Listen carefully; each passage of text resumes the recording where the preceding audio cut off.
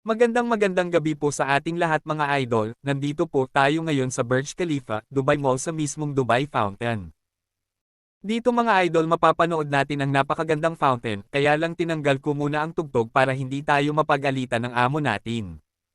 Para hindi ka naman may boring lalagyan ko na lang ng pamper-relax na tugtog para hindi tayo mapag-alitan ng amo sa isa.